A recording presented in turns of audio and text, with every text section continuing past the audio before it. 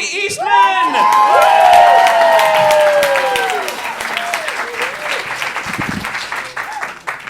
I love Portland. I absolutely love this place.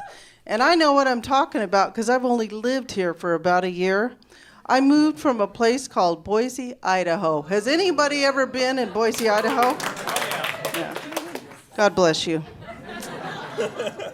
Well, you know, since I've been in Oregon, I've heard a lot of people complain in Oregon that there just isn't a lot of diversity here, that Oregon lacks diversity. Well, this is what I have to say to those people. If you think Oregon lacks diversity, you ought to try living in Idaho. Idaho is something like 99.7% white. And that 0.3% left over, I think she just moved last month. When I was in Idaho, we had to go to the library to check out books to see what another color might look like.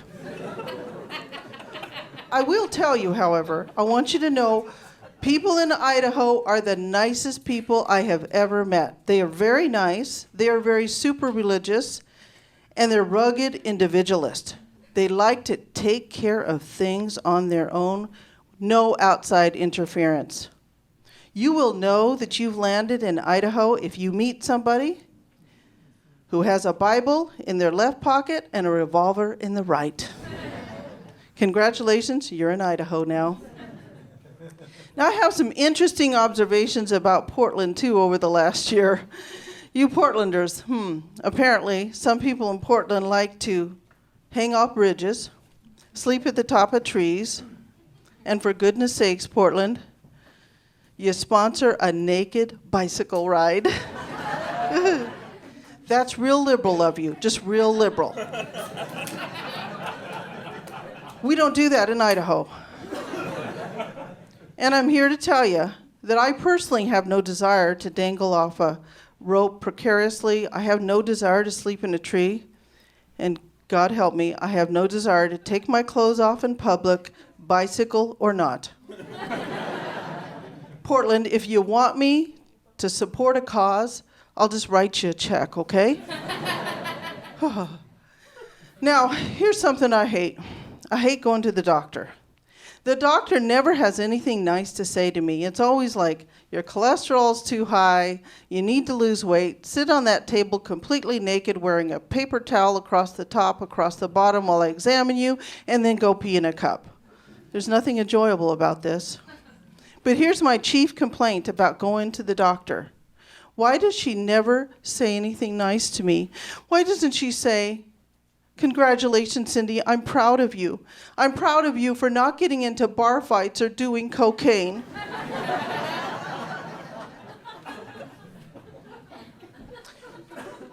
Now, here's an irony.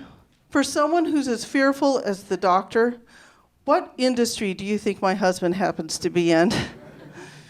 He's a medical professional. Now, he's the nicest man you'll ever meet. He's super smart. You know how those guys are smart? Some people even describe him as a genius. But genius or not, there's at least a couple of things he should never do except under my direct supervision. The first one would be dress himself. He used to dress so bad for work, his colleagues at his job would make fun of him. Back in the day, his favorite outfit was the ugliest color of eggplant purple pants, scrub pants, a lime green scrub top, yellow socks, and who knows what color shoes were going to land on those feet. It was embarrassing. It almost looked like, maybe on the drive to work, somehow he just swam through a Salvation Army box on the way, and he just wore whatever happened to land on his body. He's reformed now, though. Now I've instituted something I like to call clothes check.